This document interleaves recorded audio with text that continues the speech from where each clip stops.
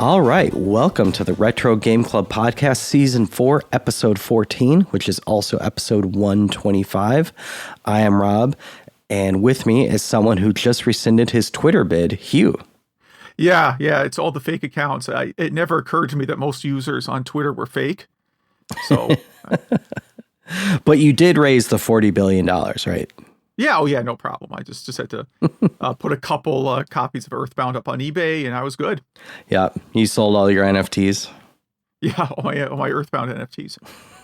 So what have you been up to?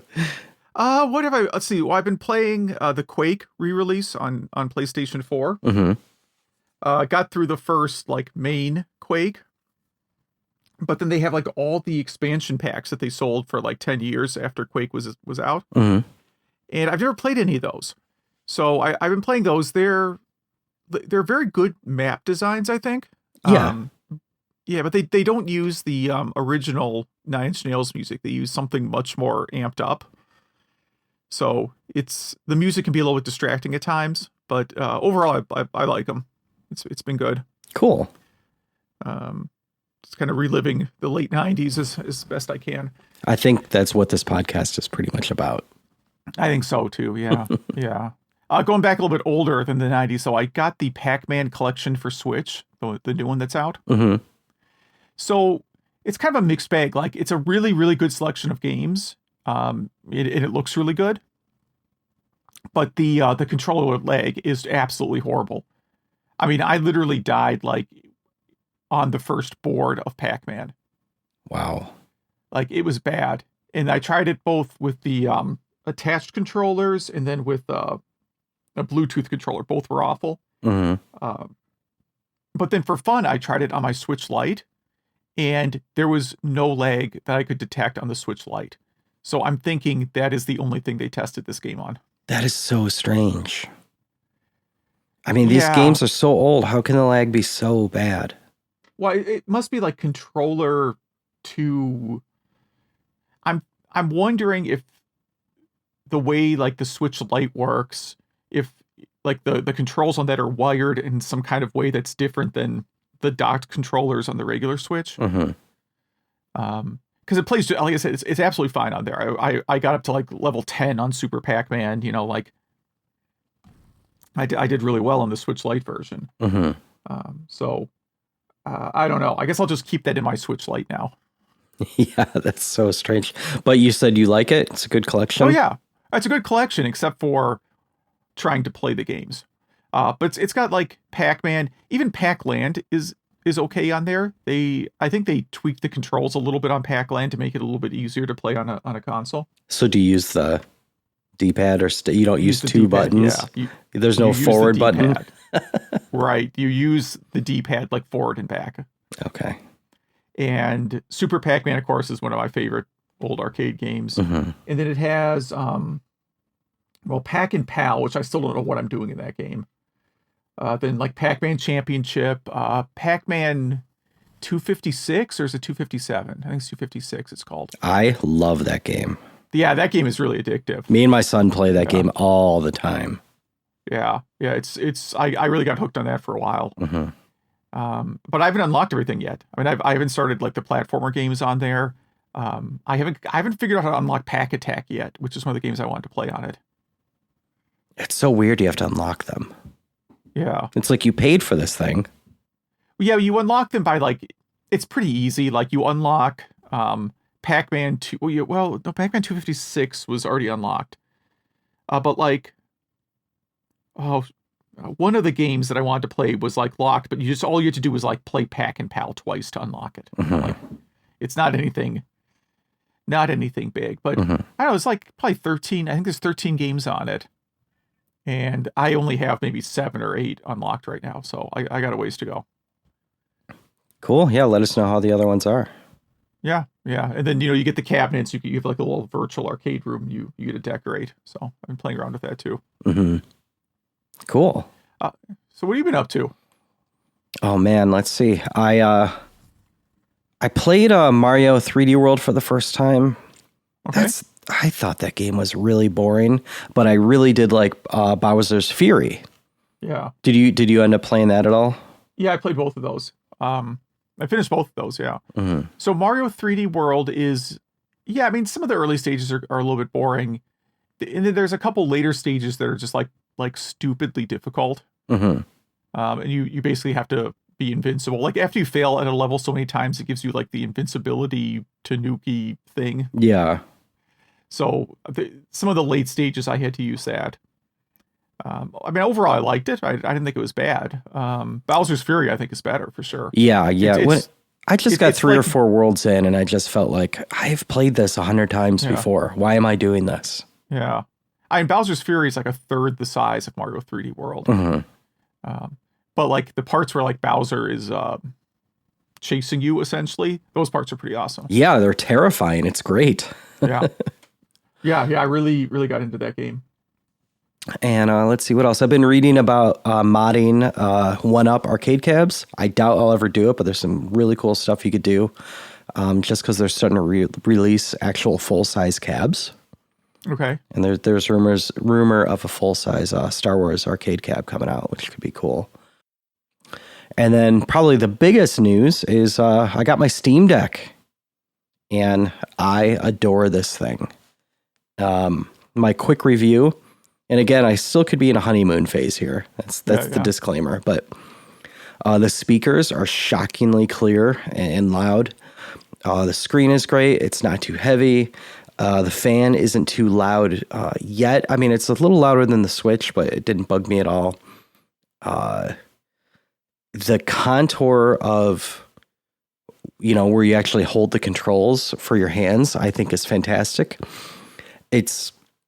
Seems like it took a few notes from the Dreamcast controller, how your hands kind of wrap around the sides of that. But it feels way better than that. And there's some cool triggers right underneath that, like L4 and L5, R4 and R5. The specs are, I mean, this thing's closer to a PS5 than it is a PS4, at 720p or 800p, whatever is at, with ray tracing. I haven't emulated anything on it, but I beat a game called Giraffe and Annika, which kind of looks like a Breath of the Wild like, but it's more of a, I would say, puzzle platformer meets a rhythm game. It's very neat. It's very rough around the edges. You play as a cat girl. I thought it was worth it. It only took me like 3 or 4 hours to beat. I beat Portal for the first time. I've played Portal before. Have you ever beat that game? I've never even played it. Oh, I think you would love it. It is fantastic. It had one of the best like last levels in any game I had ever played, and Zach and a few other people have told me that Portal 2 is one of the best games. So, and has one of the best endings out of any game. Right now, Portal 1 has the best ending song out of any game I've ever played. Big fan of that. I've been kind of collecting some games on the Steam Deck to play, but yeah, I adore this thing. It plays better, way better than I thought it would, and it feels way better than I thought it would. And you could use it as a desktop too. It's Arch Linux. Let's see, has there been anything else? No, that's about it. Kind of on purpose, we have not a lot of news items and a lot of emails, which is nice. I love having a lot of emails. Should we dive into the news? Yeah. Who added this first one? AppleSqueezer. Yeah, I added this. This isn't new, but it's new to me. So the Apple IIgs is really hard to overclock. The way that the whole thing is wired together. It has something to do with the timing clock stuck at a certain frequency. Anyway, this can boost your Apple IIgs up to, I think, I know it gives you 14 megs of RAM, but I think it gets you up to 16 megahertz. So that is, the stock Apple IIgs is 2.8 megahertz. This is a huge jump. Obviously, there'll be ways to tone it down a little bit because certain games would be unplayable at that speed. But for stuff like Wolfenstein 3D and a lot of business apps, I mean, this thing would be great. So I actually did order one of these. Okay. Yeah, I mean, they seem to be recommending it for like a lot of graphics programs if you still want to do graphics on the GS. Yeah. And stuff like this, like there was something called, what is that called? The Transwarp GS and the Zip GS that came out way back in the day. They're just impossible to find and they're really expensive. So it's cool that new stuff like this is coming out. And what else? If you want to mod your, you want to put a Raspberry Pi in your GameCube? I do not. No. Well, this is a cool project, but I was looking at it. Like this is purely a like intellectual exercise, I think. What do you mean? Well, so this is a project to put a Raspberry Pi Pico in your GameCube, and then that emulates the CD drive, right? So you can play games off like an SD card instead of the CD drive. Do I understand that correctly?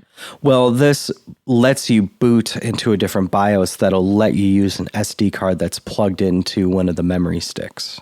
Some memory stick locations. Okay. So, and do you have to do a bunch of like wiring? And like I see there's a lot of steps in doing this. And again, I think it's a cool project. But like you could soft mod a Wii and accomplish the same in like 15 minutes or less. Yeah. Like, I don't know if it's harder in the GameCube, but it's just cool you could do this with a Pico. You know, how cheap are those? And yeah. Yeah, but I mean, if you hack a Wii, you can play all the GameCube games off an SD card on it. Yeah. Oh, totally. Yeah. And you don't have to install like extra cooling in your GameCube. Yes, exactly. Yeah. So that's why I describe it like an intellectual, like it's a really cool project.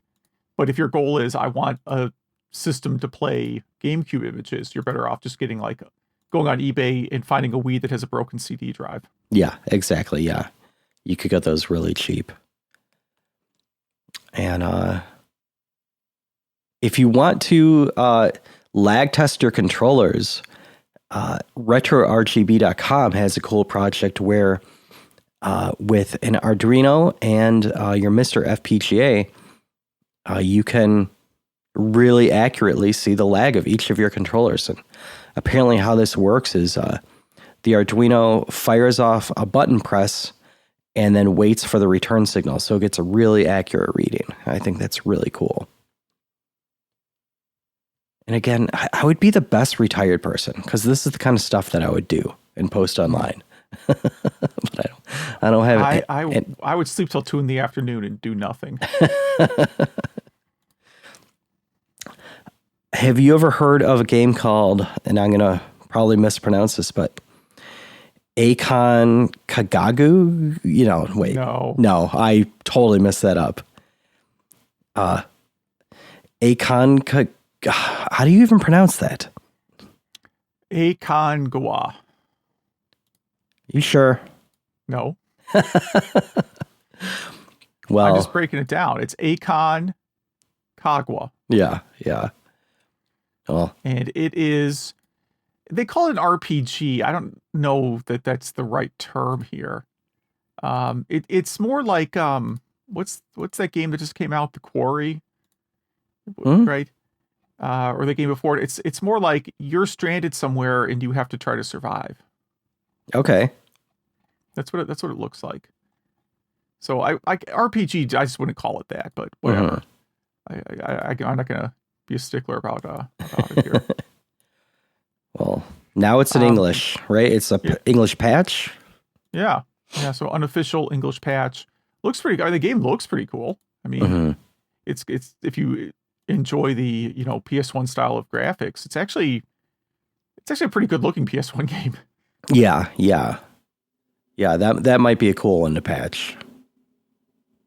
Let's see what else is there. Oh yeah, kind of segueing into our topic. There's going to be Atari's 50 years old, and there's going to be an Atari 50 game. Well, a collection of games that's coming out for the Switch, Xbox, and PlayStations, all that stuff. And you could get it on your Atari VCS if you want. Oh, so they did. Okay, they did expand it. The first article I read about this, only had announced PC. Mm. But yeah, you're right. This one says, this article lists other systems. I'm going to go to the official page by the company that calls themselves Atari to see what they say. Yeah, so this page has been updated too. It's coming to something called the Atari VCS, the Nintendo Switch, Xbox One, PS4 and 5, Steam, and the Epic's Game Store. Yeah, and this has games from all the Atari systems, even the Lynx. Even the Lynx, I thought they said Jaguar too. Yeah, they said Jaguar. I don't see any Jaguar CD here, so I don't know if Jaguar encompasses Jaguar CD. There is absolutely nothing made by Atari on the Jaguar CD you would want to play. I believe that. But this isn't coming. This isn't coming till the holiday season, so we have no purchase info yet. Yeah, depending what's on it, I might get it. It just sort of depends. I'm most intrigued that there's a few hours of interviews and stuff with like Al Alcorn and people like that. So that could be kind of cool. It could be, yeah. Or it could be stuff we've all seen before. I mean, if you go to a lot of video game conventions, there's a good chance you've heard a lot of that. Yeah. Mm-hmm. But yeah, I think this looks cool. It looks like it has a cool interface too. Yeah, I guess it depends who's actually who's actually doing the development on this. Oh, I didn't see. Because it's not the Atari holding company. Oh, it says Digital Eclipse is doing it. Okay, they have a pretty good track record. Yeah. Nice, yeah. I'll probably pick that up. I'll probably get it on the Switch. That seems like the right system for this. Not the VCS. Which you have, right? In a box somewhere. Okay. I modded it, and then there was no reason to use it. My Steam Deck is magnitudes times more powerful than the VCS. It has a much bigger library, I'm sure. Yes. Well, you could, yeah. I won't go into that, but yeah, so we didn't practice or talk about this much at all, but Atari is 50, and we just wanted to, I don't know, do you want to start it out? Yeah, we could. Yeah, I mean, this is a lot like our Apple discussion last week, where we didn't really plan out. We just like, oh, there's a big Apple anniversary. Let's talk about that. And Atari, we're kind of looking at it broadly here. I think we have a lot of various Atari memories. But mine are the worst because I didn't really play the Atari 2600 until I was like an adult. Mm-hmm. Like in the 80s, I had an Intellivision and kind of thought the 2600 looked like a joke, right? Like I had a couple friends who had the 2600 and I'm like, man, that system looks awful. Yeah. My cousin and a neighborhood kid had an Intellivision when I had Atari, and I was a bit jealous. Intellivision did look a little better. Yeah. So I didn't really get into the 2600 for a long time. The first Atari system I actually ever owned was the 7800, and that's kind of when it went on clearance, and I quite literally bought all the games for it. Not all the games for it, all the games I have for it, from the dollar store. Nice. I remember going to the dollar store one day and they had like a pyramid tower of 7800 games, hundreds of them. Just get one of each. Yeah, just grabbed one of each. And there's good stuff. There's like Food Fight was in there. I remember, and like it was like an actual good selection of games. So then I got into the 700 for a while, and I really thought the arcade ports on it were good, and I think they still are today. That's always what I always say about the 7800. It's a very, very good system for arcade ports. Oh, absolutely, yeah. And then I got into 2600 a little bit later, let's say late 90s, early 2000s, kind of before people started only selling this stuff on eBay. Mm-hmm. So I bought like multiple 2600s and literally hundreds of 2600 games for, $1 each or less. Yeah. And when I started playing the 2600, I mean, again, I was familiar with the 2600, but I wasn't really a big fan. But as I started playing it, I'm like, yeah, this is a pretty fun system. Like, the games are very simple. It obviously the hardware forces that. Like, there's hardware limitations, and the controller has one button. So, like, clearly, as a game designer, you're forced to make the game simple. Yeah. But like, when I think about it, like, on the Intellivision, if you play Pitfall, the Intellivision has 40 or 50 buttons. I know I'm exaggerating a little. And you have like, in Pitfall, you have like one button that's jump and another button that is like jump off vine. Like, so when you're on a vine, you don't hit jump to get off the vine, you hit a different button. Mm-hmm. In the 2600, that's just one button, right? And it makes sense there. It makes total sense. It's actually, I'm like, wait a minute, this is actually better than having to remember two buttons. There's no reason why the Intellivision needed to use the second button. Like, just because you have that many buttons doesn't mean you have to use them all. Mm-hmm. And I thought, oh yeah, so maybe there are some good things about the 2600 after all, because you were kind of forced to make things easy. Mm-hmm. And like, I liked Adventure a lot. I liked Keystone Capers a lot. I thought the port of Asteroids on the 2600 was actually more fun than playing the arcade version. Yep. So that was good. I think Mousetrap is better on 2600 too. Mousetrap's pretty good. Yeah, see, that's another where I'm kind of biased towards the Intellivision. Oh, I forgot it's on there. Yeah. Most of the cross-platform games, the Intellivision version is better. Like Pitfall, they're the exact same game, just Intellivision makes it more complicated. And I almost think, I mean, we're starting to talk more about Intellivision now, but the Intellivision port of Bump and Jump is actually better than Nintendo's somehow. Oh, yeah, not even close, I don't think. Yeah, I was so disappointed by the Nintendo version of Bump and Jump when I played it. But Atari, yeah, good old Atari. And, then after that, I legitimately have bought every Atari flashback, clone, the things you get like Dollar General. Yeah. I think I have 6 different iterations of that. And they aren't that different, really. A game here, game there. But, I hook those up quite a bit. As if you're just in the mood for some old school games and you don't want to think about anything too hard. Mm-hmm. Yeah, absolutely. Yeah. And then like other Atari consoles, like I bought a Jaguar when it was on clearance for $49.99. I still have the receipt to prove that. I mean, I knew it wasn't a great system, but I knew like Tempest 2000 and Alien vs. Predator were good. So like all these games were on clearance at that time. So I built up kind of a small library again. Like, again, Tempest, Alien vs. Predator. Doom was not in stock, and that is a super expensive game to try and get now. I believe it. Wolfenstein 3D was still cheap at the time, though, so I got that. Did any of the Street Fighters or anything make it to that? Street Fighter or Mortal Kombat? No, right before, like, early 1996, Atari put out, like, a press release that they were going to port Mortal Kombat 3 to the Jaguar, but that project never happened. Well, if anything, I think it would have been Pit Fighter that would be ported to it, right?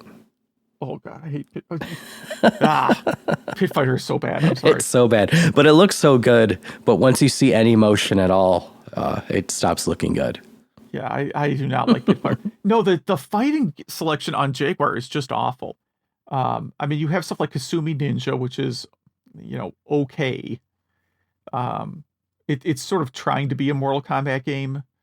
Mm-hmm. But then it has Fight for Life. Have you ever played Fight for Life? No, I think you've told me about that when I mentioned it on the podcast before. Yeah, it's the worst fighting game I've ever... Well, not the worst fighting game I've ever played. It's the second worst fighting game I've ever played. I've never even seen a Jaguar in person, I don't think. Okay. Well, if you do, you should try Fight for Life. Just make sure you block like an hour, because your character is like... I mean, you're literally just wailing on each other. Like, I don't know how many roundhouse kicks to the head do you think you could stand? One tops. Okay, yeah. Tops. So like when you're playing this game, I mean, like you're just full on roundhousing your opponents like 20 times in a row, and the life bar is just barely coming down at all. And part of it, it's like super slow. It's like half the speed of Battle Arena to Shinden. Huh. Weird.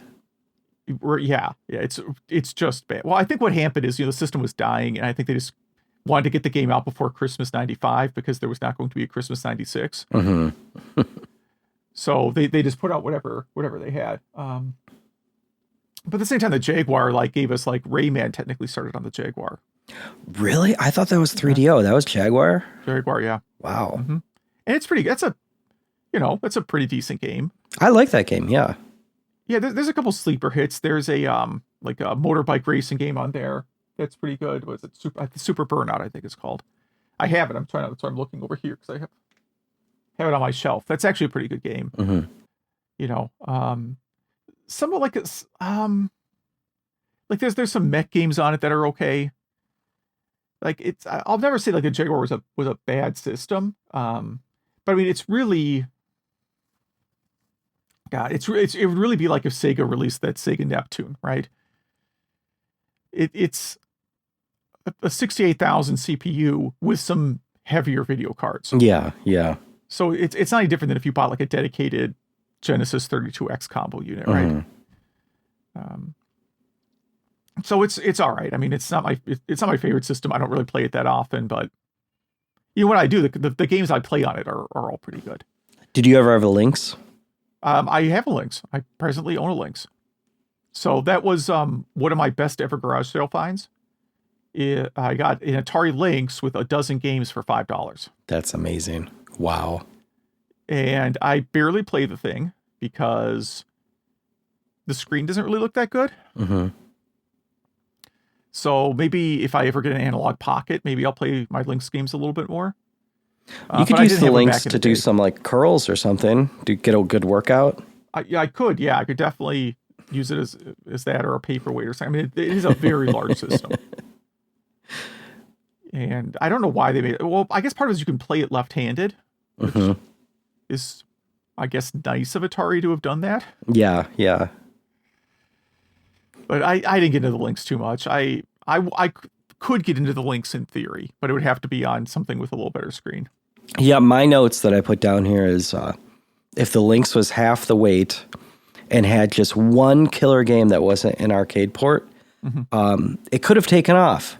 But what I'm also describing is the Turbo Express, which didn't really take off. It should have, but it didn't. Yeah, and the Turbo Express had a much better library than the Lynx. Yeah, exactly.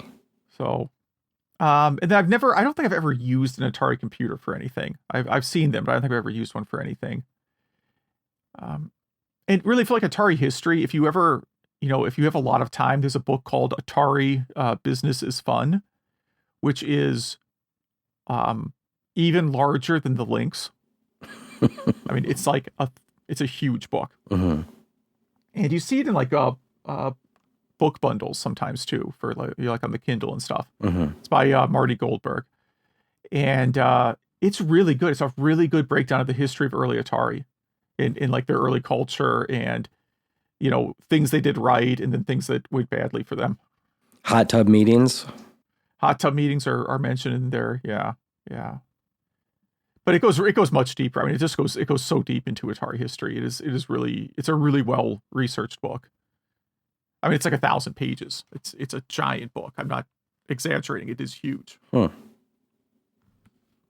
But I don't read very often, but I flew through that book pretty quickly because it's just written in a very, casual, easy to read sort of way, but also going into a lot of details. Cool. Yeah, I haven't heard of that one. I'll have to check it out. Yeah. So what's your Atari history here? I've mentioned on this podcast before that my mom worked at KB Toy Store when I was young, and somehow we kept getting new Ataris. I recently asked her about this, and she said she's never stolen anything. So somehow, I think our Ataris kept breaking, and I don't know if she somehow did a warranty thing with them, but because of that, we had owned every model of the Atari, which there are some cool looking ones. And we had a ton of games that we got, for probably less than $5 each, closer to $3 each, just because the Nintendo, had been released by that time. And one of my favorite memories with the 2600 was when I was about 6, I would build a couch fort, like cushions and blankets and stuff. And we had a little TV that our Atari was connected to that was on like a little stand. And I would build the fort kind of around that. And that would be my real life spaceship that I would play Space Raiders with. Okay. I just thought it was so cool. One of the neighborhood kids in my subdivision had an Atari XEGS, and he didn't get a Master System or an NES. And I think this is after I had a Nintendo. Anyway, maybe his parents thought he'd do homework or something on it because it kind of was an Atari 8-bit computer. Had some of those features. I remember a few games on it. Like I remember, the flight sim on it. What was that? Jet 2, maybe Flight Sim 2. I forget. But there was like a first-person shooter that I have yet to play since back then that really impressed me. It had kind of a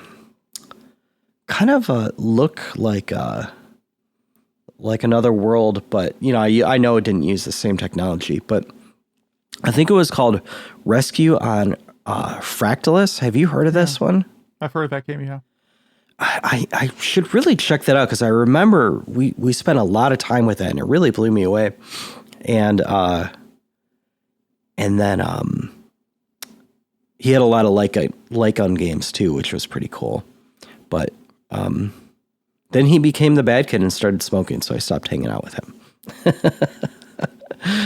But yeah, I never owned a 5200 or a 7800 or a Lynx, just really the 2600 and the Atari VCS from, the new one, and which I don't count. But I made a list of my favorite Atari cabinets. I have one right next to me, Star Wars. It's just an awesome cabinet. I have fond memories of Cloak and Dagger, also called Agent X. I think that's a fantastic game. Like a Robotron-like. Asteroids Deluxe. Just the kind of glowing effect of the background of that cabinet is just beautiful. I used to own a Dig Dug. I have a little kind of bar top Dig Dug cab from Arcade 1-Up. With Dig Dug and Dig Dug 2 on it. I just think Dig Dug is a fantastic game. 720, if anyone from Arcade 1-Up is listening, they need to make a 720 cab because that one's impossible to emulate and have a joystick that makes sense with it. And that game's really hard, but I think if you had it at home, I think it could actually be fun. Stun Runner. That game, it's a beautiful cabinet. I think it's a beautiful game that was way ahead of its time. And Tubin, I don't know if you remember the waterfall effect it had at the top. Yeah. Yeah, kind of like, I don't know, those moving pictures you would see in a CD bar from the 70s. And then I just wanted to give a shout out that Super Sprint is a very, very underrated arcade game, and that I think Gauntlet is a very overrated game. It's one of those games that I always want to like, but I never really do. Any thoughts about anything I said there? No. I mean, I if I prepped better, I would have thought of Atari cabinets that I liked a lot. Is Paperboy an Atari? You didn't mention Paperboy, did you? I did not mention Paperboy, no. Yeah, I like that cabinet. Mm-hmm. I don't know if I actually like playing Paperboy on that cabinet very much, but I like the way the cabinet looks. Yeah, it seems like the Master System is the way to play Paperboy, right? Yeah.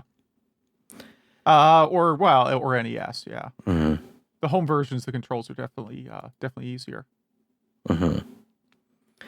But yeah, again, if 1-Up Arcade is listening, 720, please. Yeah. And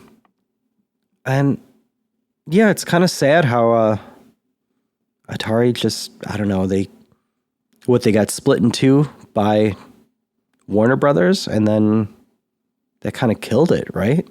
Yeah, they got kind of split into separate, arcade and home divisions. I'm not going to get this perfect, but one of them, the branch that ended up becoming the arcade division just sort of got merged into another arcade company. And the other one is the one that, retains all the IP that's now owned by a different company that goes by the Atari name, but has no relation to anybody who was involved with Atari. Yeah. It was after the video game crash, Jack Tramiel, who was responsible for Commodore 64, bought out Atari, tried to turn them into a computer company. At that point, they already had finished the 7800, but he shelved it because, again, he was trying to transform the company into a computer company. And then when the NES took off, he realized, oh, wait, we have a new game console that's like just literally collecting dust in a warehouse right now. So then they dropped the 7800 really just to get more money. But the 7800 at that point was a very, very crude looking system compared to the NES. Yeah. And then he or one of his sons continued to run the company until like 96, when they got bought by, it was like a hard drive manufacturer that bought them. I guess they thought they could do something with Atari. They didn't. They sold it to Hasbro, and it's been passed around a little bit since then. But at this point, Atari is just like a fashion label, right? Yeah, you're right. Well, come to think of it, so like I was at work a while ago. I have a job and stuff besides, obviously the lucrative world of doing podcasts with no sponsors. Yes. I need to have some sort of a job. So I occasionally have to meet with customers to talk usually about security things. They're very worried about our platform security, right? And one of our like business client leads came to me and said, hey, can you meet with such and such company tomorrow? They're going to be at our office. And I'm like, yeah, sure, no problem, man. And at the time I'm at the office, I'm literally wearing like a flannel shirt with a hole in it and an Atari t-shirt underneath it. And my business guy's like, hey, listen, what you're wearing right now, like, don't dress up for the clients. Like, what you're wearing right now is what you should come in like. And I'm like, what? He's like, yeah, they won't think you're a real computer guy if you're dressed too nice. Huh. Okay. So I'm like, yeah, okay, whatever. So I wore a flannel shirt and an Atari t-shirt to talk to these clients, and it seems that they took me seriously. So I guess it worked out. Interesting. Wow. Yeah. Well, dress for the job you want, right? Yeah. Yes. That's what I always say. Do you think 7800 would have done better if they didn't? Because they released it in '84, then stopped for a while. Well, they never really released it. That was the problem, right? It got shelved. I thought some got out in the wild. Like they sold it a little bit, I thought. I don't know. Well, if so, not enough to have any impact. Yeah. I thought it was totally shelved, but what? So I don't know. I mean, the market was in kind of bad shape then, and I don't know if the 7800 would have ended up with the same problems as the other Atari systems, where it was just flooded with a lot of garbage. Yeah. They didn't have that. I don't know. No Nintendo seal of quality. Yeah. And the other problem was like the 7800 didn't have, like, it had really good arcade ports, but they were all games you had on the 2600 for the most part. Like Pole Position 2 was the Pac-Man game, so at least that's something new. But a lot of the other games are ports you already had. And if people, I mean, with the game market crashing, you weren't getting new arcade games being made, and that meant you weren't getting new arcade ports being made. Yeah, true. Yeah. So you really just had to recycle a lot of IP that already existed, whereas Nintendo invested in developing new games and new IP. And Atari never really developed a lot of new IP in that time period. Yeah. Food Fight came out around then. You mentioned 720. Like, there were a few things, but they weren't building like some new franchises. Yeah. I think we totally skipped the 5200, but that's okay. That's very okay. Yeah. The 5200 has a decent Star Wars arcade port. But the system's unplayable because of the joysticks. Yeah. I said the port is good. I didn't say it played well. I just said it's a well done port. Yeah. And I've never owned a 5200. I've owned 5200 games because I would occasionally find them. But never. The only system I've ever found in the wild was one where someone, it has like the storage bins for the controllers built into the system. Yeah. Did you know that? Yeah, someone had been using those for an ashtray. Wow. So I decided not to purchase that system. Probably a good move. Yeah, it's literally the only one I've seen in the wild, though. Yeah, I see them in retro game stores all the time, but I never see them moving. The same ones are always there. Yeah, I think it's a system where if you wanted to get a complete collection, it's fairly like that one's probably an easy one to do. Mm-hmm. Oh yeah. But again, you probably don't want that. You do not know. Well, should we move on to our game club discussion? Yeah, neither of which are Atari related. No. So mine's up there first. I'll just power through mine since we've had a whole episode about this stuff. But King's Quest VI, Heir today, gone tomorrow. And so, yeah, I got this game in 1992 when it was new. So this takes place right after the events in King's Quest V, where you meet a princess for like 30 seconds at the end, and you're totally obsessed with her. And in the mirror from King's Quest I, you see that she's in trouble again. And so you venture to, the Green Isles, the land of the Green Isles. As yourself, Prince Alexander, you get a magic map, kind of like King's Quest III, but a bit simplified. And you could travel from island to island in that, and really you collect items to solve puzzles, to collect other items.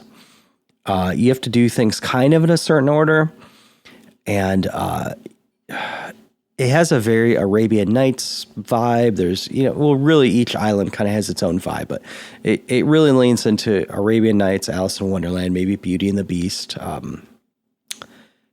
There's a labyrinth in there. There's a lot going on. And when I got this game, I had a PC at the time. I think I still had a 386. And it played fine. I thought the intro graphics, I had the 6-disc version, not the CD version wasn't out yet. I thought the intro to the game looked amazing. It was kind of like a real-time 3D thing. I thought the water, like nothing would ever look that good ever. Mm-hmm. And I played through the game, and then shortly after that, my aunt had a really cool business that unfortunately went out of business. And so she was selling all of her Macintosh computers for really cheap.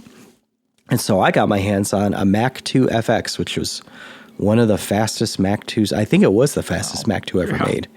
I don't know if I've seen one of those in person. Yeah, she sold that and a monitor to me. It had 12 megs of RAM in it. She sold it to me for $200.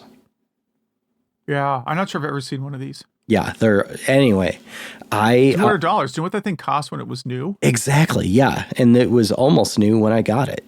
And at that time, I didn't realize how amazing it was, but I knew I had my hands on something cool. And that's why I wanted to play, my new favorite game, King's Quest VI, on it. But I didn't have enough money to buy a Mac version of it. And so I called Sierra, just like from, the customer support number in the back. And a woman answered, and I explained to her my situation. And from the sound of her voice, it sounded like I wasn't nearly the first person ever to call about this problem. And she was like, "Oh, so you have the disc version? Just mail us disc 1, and we'll send you all 6 discs for the Mac port." And that worked out perfectly. They didn't charge me anything. And I just thought, that was amazing. Like, could you imagine calling Capcom and saying, like, "Listen, I had a PlayStation 4, but now I have an Xbox One. Can I send you my disc back? And you could swap it out for me?" Yeah. No, it would never happen. Yeah, just amazing. This game does have multiple endings. There's an amazing speedrunning scene, one of the funniest ones that you tipped me off to probably 3 years ago now was the speedrun to see who could get all the deaths quickest. Yeah, that's on there. That's still like 30 minutes, yeah. Yeah, it's amazing.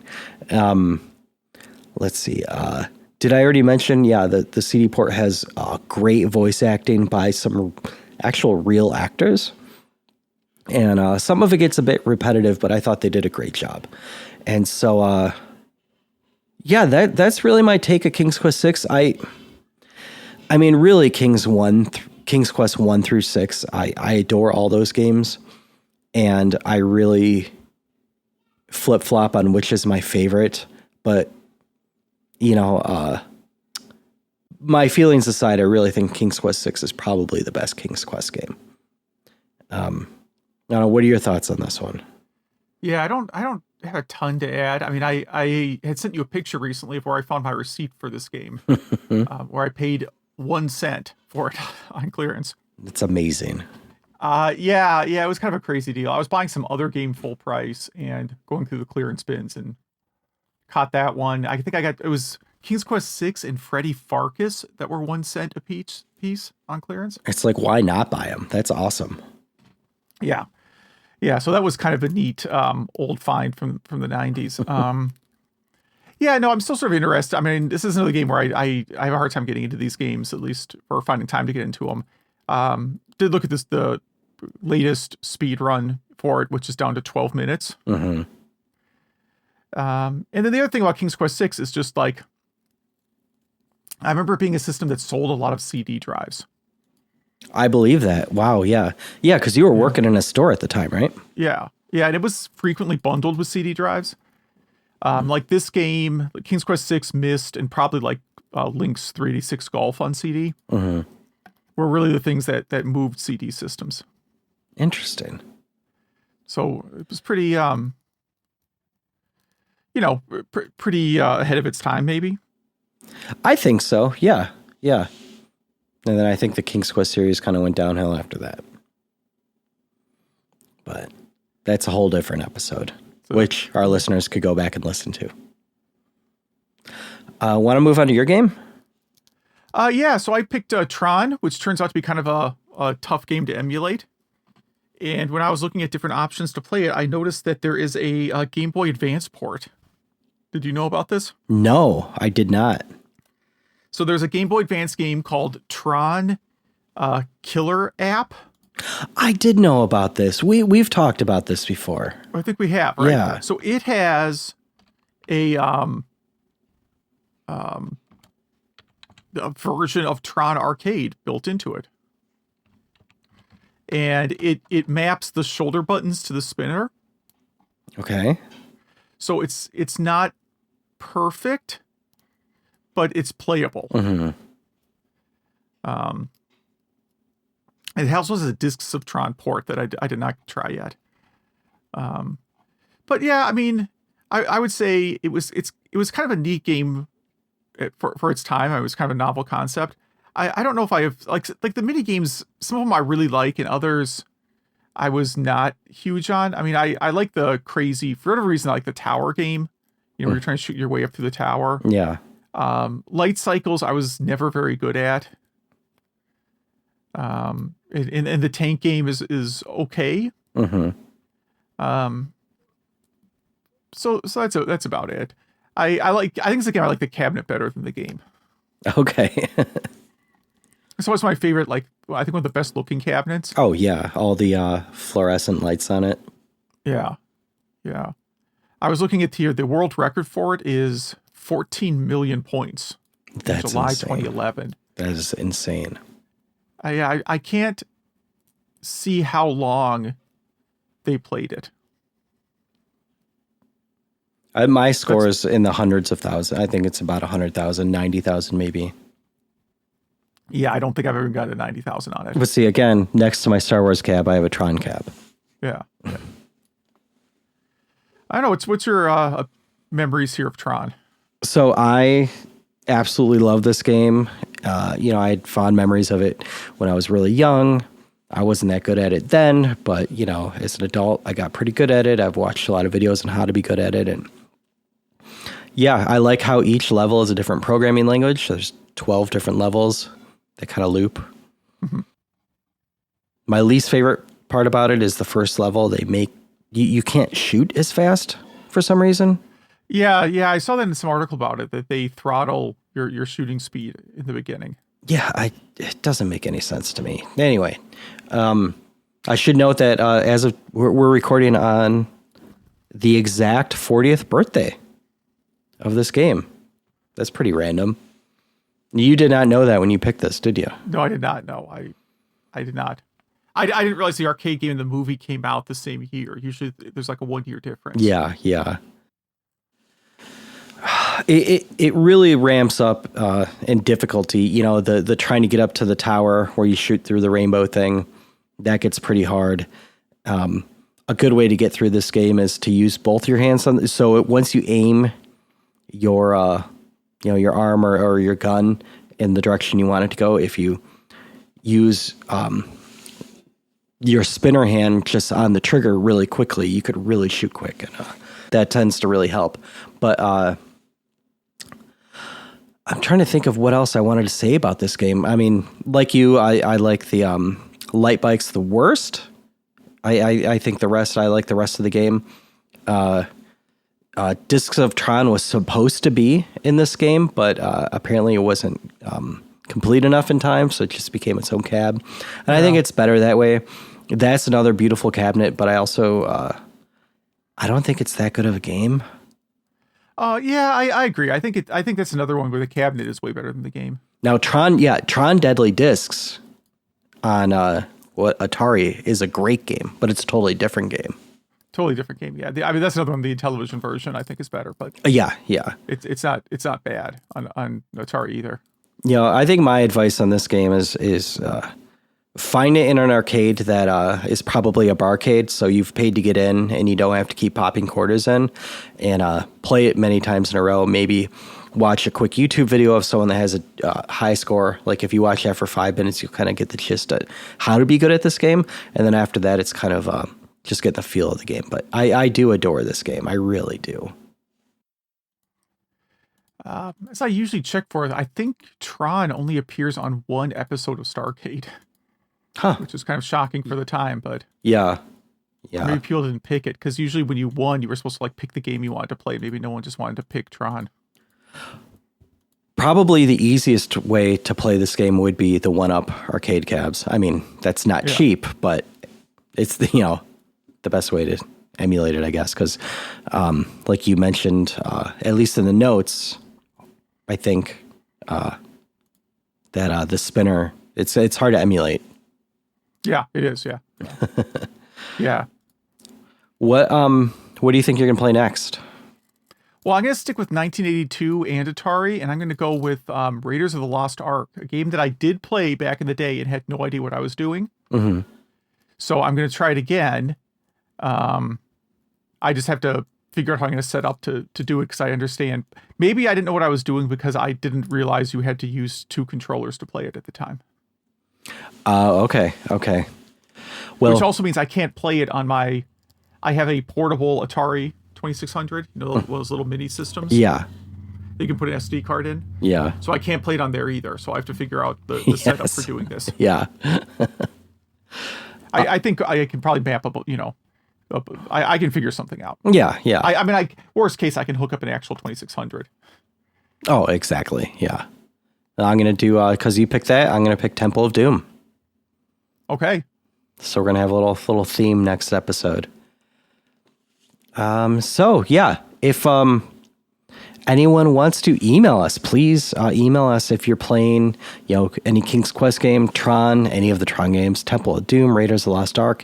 If you have any memories or comments about Atari, if you want to overclock your Apple II GS or put a weird MODCHIP or put a weird Raspberry Pi in your GameCube, anything like that, please email. That's email@retrogameclub.net.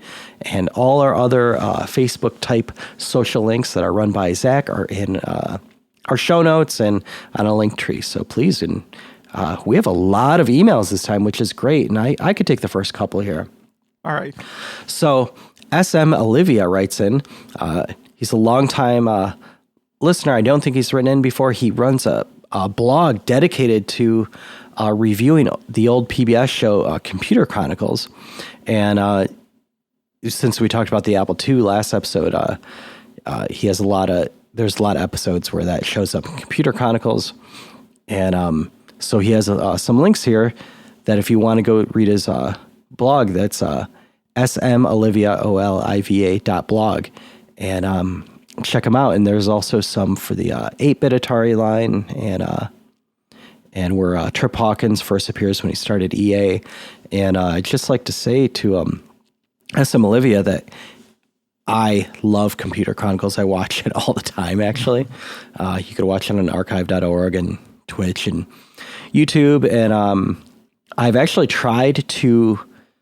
Oh, I didn't try it. Twice I emailed Stuart Chaffee, the long-lasting host of the show, and he never wrote me back. I really wanted to get him on for an interview, so I don't know what's going on with him. But yeah, I'll check out your blog and post it in Facebook and stuff. Maybe he's just totally flooded with requests to talk about the show. Yeah. And Adam writes in, after listening to the last episode when I was talking about modding my PS3, he wanted to mod his Super Slim, which is not an easy mod. But he put in an SSD card to get kind of a snappier user interface and kind of quicker load times. And he wanted to play some PS1 games on that PS3 and just didn't think it looked good. And had a question for us about which way we think the original is the best way to play original disc. But before we answer that, he has a part 2 of this that he wrote right after, that he recently picked up a Mister and now realizes, and he also has like a snack interface, which is a fast USB interface that adapts to the PlayStation controller. And this is the best way to play PS1. And now there's a Saturn core coming out and yada, yada, yada. So his original question was to play the original disc, but then he realized that he's just going to use the Mister. But what's your answer for this? Well, so I'm very happy with playing PS1 games 2 different ways. I'm very happy playing them on a PS2 with component cables. Mm-hmm. I think they look really good on there. And what I've actually been doing lately, though, is the PS1 Classic Mini, or whatever it's called. Yeah. Because there you can just rip your games, put them on an SD card, and it has like save states and no load times. Yeah. The latency probably isn't too bad on that. No, I mean, it uses a wired controller. Mm-hmm. Now the problem is, what if you can only play one per player games that way? Okay. Because the games are loaded off the USB drive, right? Which is in one of the controller ports. Okay. Now I mostly play RPGs, so it doesn't matter. Exactly. Yeah. Yeah, I mean, that's a really good answer. And that's a cheap answer. I mean, you could get those things for really cheap. Yeah. I was going to say the PS1 HDMI upgrade. I think it's called the PS1 Digital. You mod your PS1 and it just looks beautiful. You could update it over Wi-Fi, that kind of thing. But like you said, the Mister is the best way to play it. It's the best emulation thing ever. I have a Blister on mine, the Mr. Blister, which is kind of like Snack, but it's supposed to be a little faster. It's actually HDMI to any game port interface, but it's not video. It just uses the connectors. But Adam, I have a question for you. You mentioned that you recently started collecting PS1 games. My question is, how are you collecting these new PS1 games? Are you just collecting all the games you see and you're trying to get a big collection? Are you only collecting games you're nostalgic for? Are you collecting the rare games, or just the games that aren't ported from the PS1 so you can actually play them? So I'd like to hear what you got. Maybe take some photos. I love PS1 collecting. And if you just want a bunch of really chunky games, I was actually thinking of downsizing my PS1 collection a little bit, but they're probably not games anybody wants. Well, yeah. You could email us and I'll forward that along. Yeah. I have too many PS1 games. I decided I'm just gonna focus on like RPGs, and I know this sounds bad, but like pro wrestling games. Mm-hmm. Yeah, I have like a complete collection of the Monday Night War era games. That's awesome. I'm gonna keep that one intact. And maybe some Star Wars games, but yeah, I got way too many PS1 games. Cool, yeah. You could probably use that space too. Yeah, the long box games certainly take up a lot of space. The CD games don't. Although the long box games tend to be some of my favorite games for the system, so I probably won't be downsizing those. All right.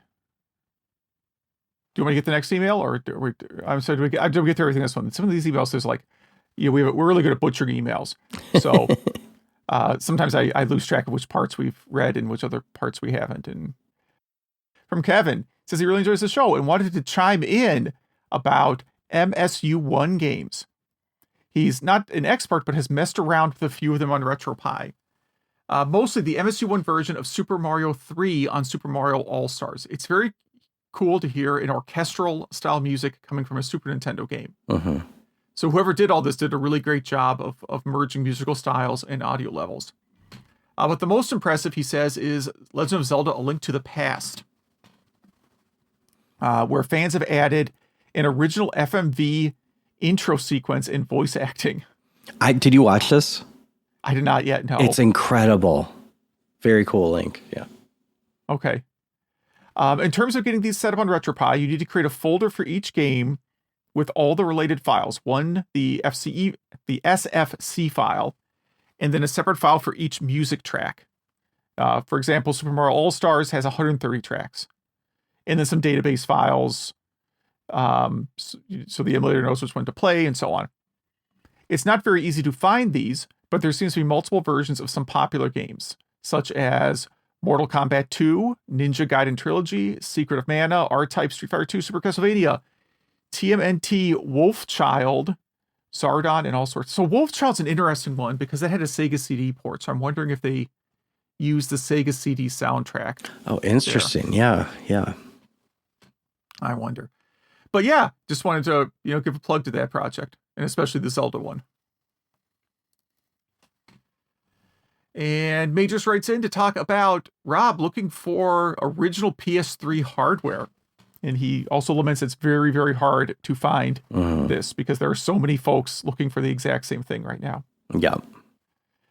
Apple II, he said he had an Apple IIc in the 5th grade.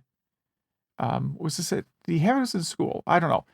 He used Logo and the wheeled robot to make it dance around. The only games from back then he remembers is Pinball in a sort of Scorched Earth type game.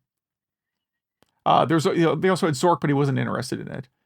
Then in 7th grade, he had a programming class to learn BASIC, as well as like a special graphics add-on for BASIC.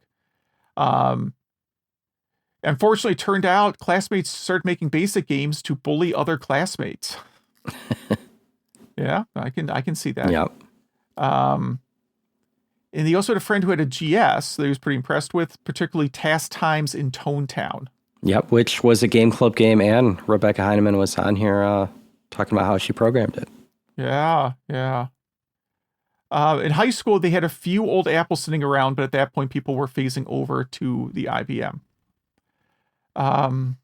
Typing class in high school. Did you mean keyboarding? I don't know. Did we? Who's a typing class in high school? Was that me? I did it in middle school on an Apple II. Okay.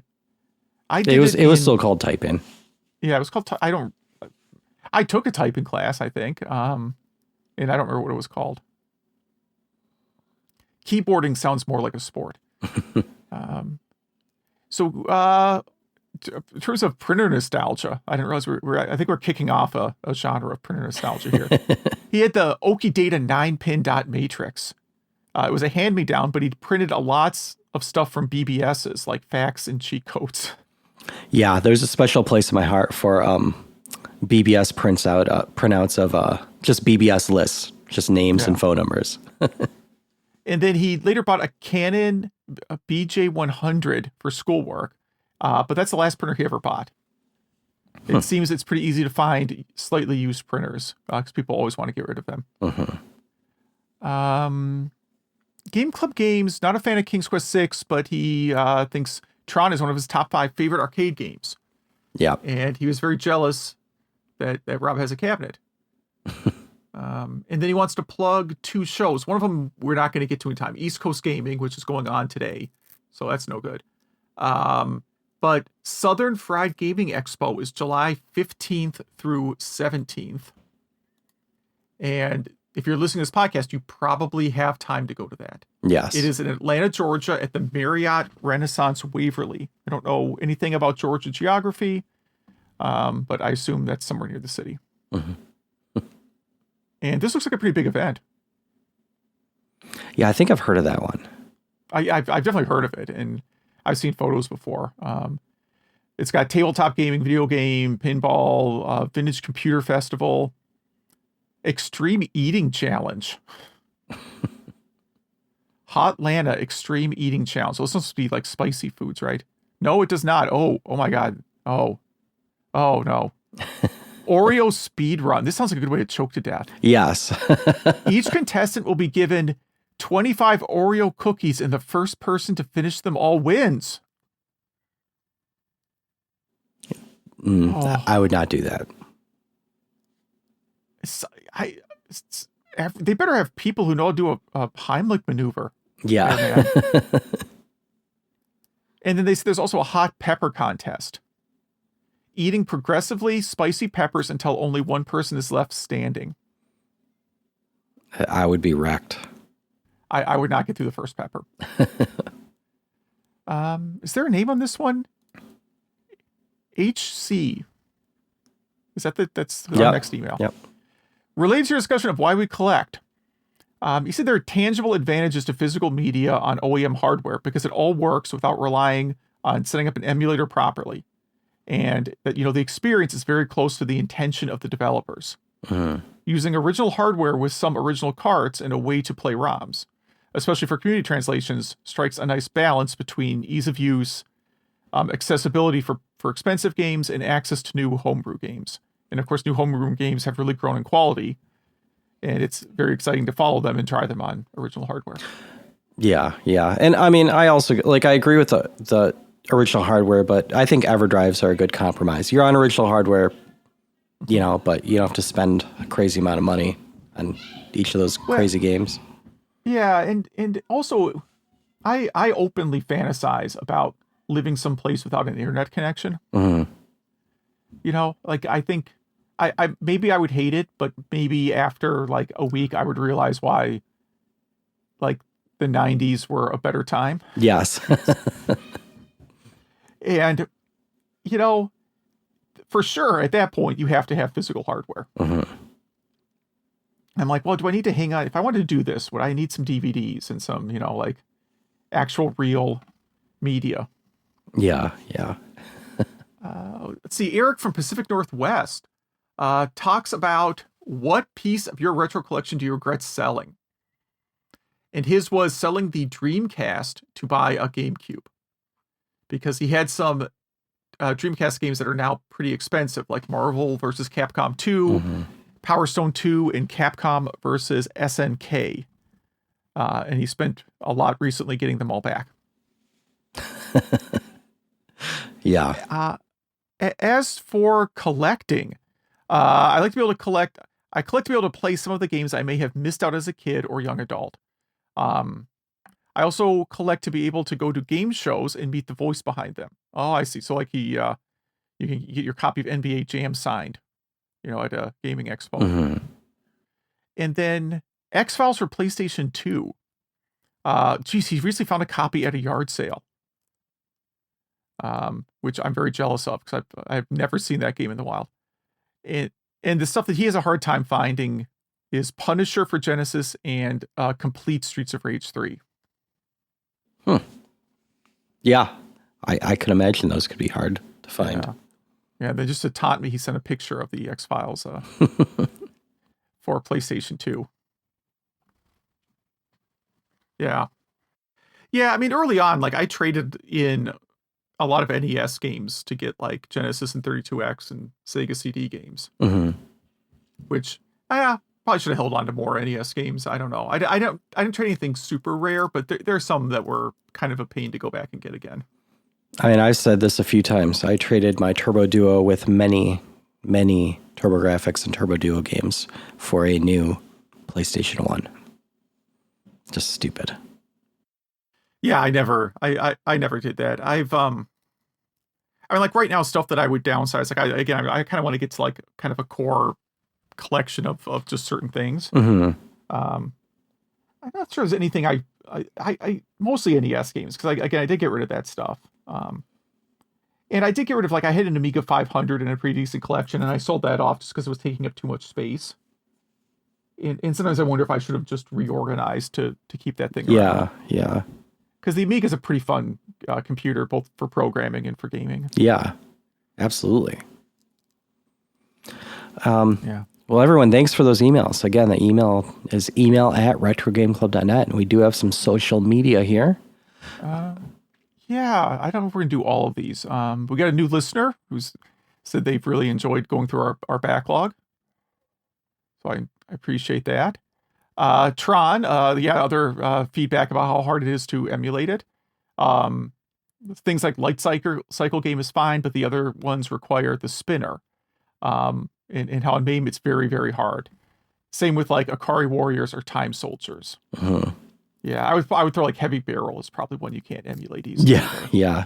And I like Heavy Barrel is so much fun. Have you played it? Yeah. Heavy Yeah. Barrel? Yeah.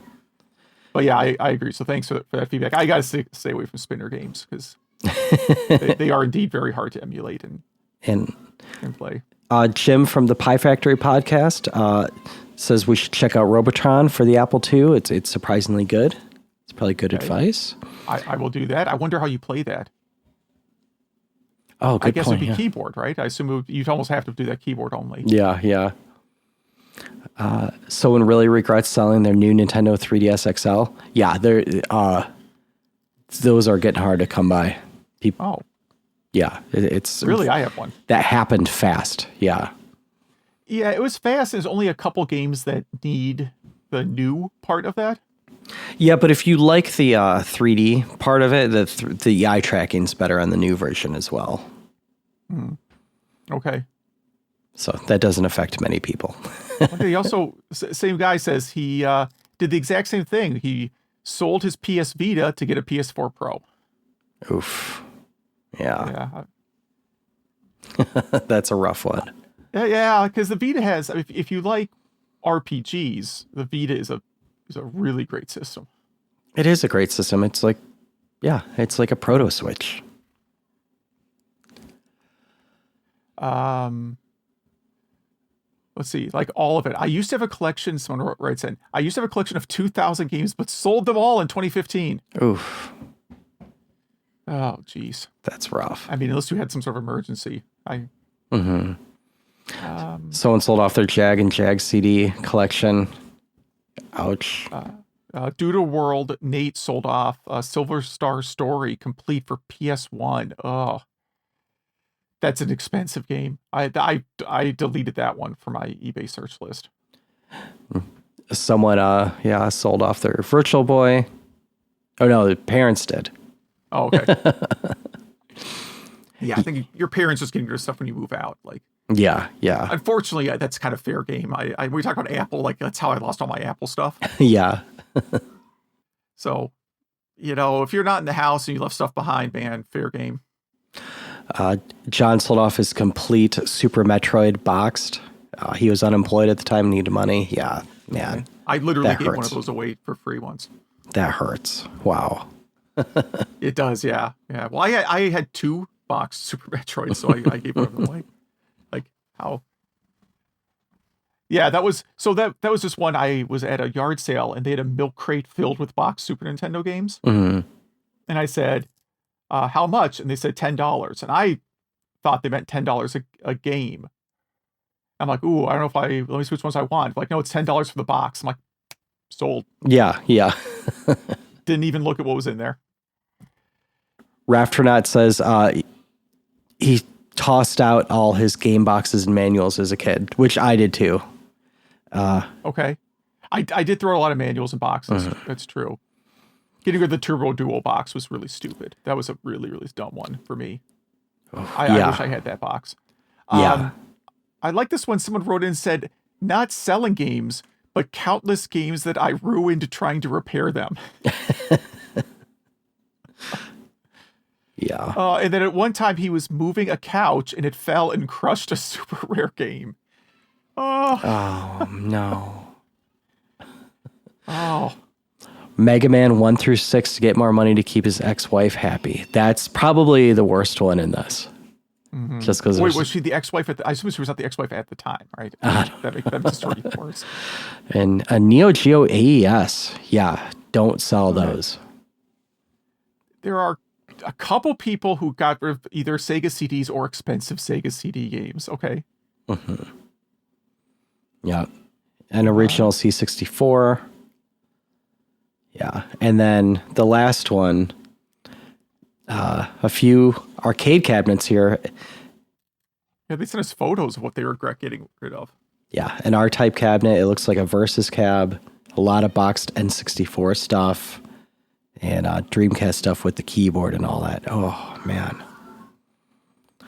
Don't sell anything. Oh, I wouldn't go that far. I mean, get bigger houses. Yeah, I don't know, man. The bigger house is fine until like your kids are older and you're like, I don't want to have an attic anymore, and I don't want to have a basement anymore, and yeah, I don't want to have a yard anymore. Yeah, no, I'm with you. I don't know. I'm gonna start selling off some of my arcade cabs soon. They don't get enough love for me. They're just kind of taking up space here, and I'm keeping them for the wrong reasons. But I'm still kind of amping up my console collection, though. Yeah, I'm certainly adding to it. I mean, like literally before we started recording, I just pre-ordered another limited run games game, so I'm not like not buying new games, but yeah, there's a few things I gotta cut back on. But again, Raiders of the Lost Ark and Temple of Doom are our new Game Club games, and I think that wraps this one up. Yeah. So thanks for listening. Yeah, thank you.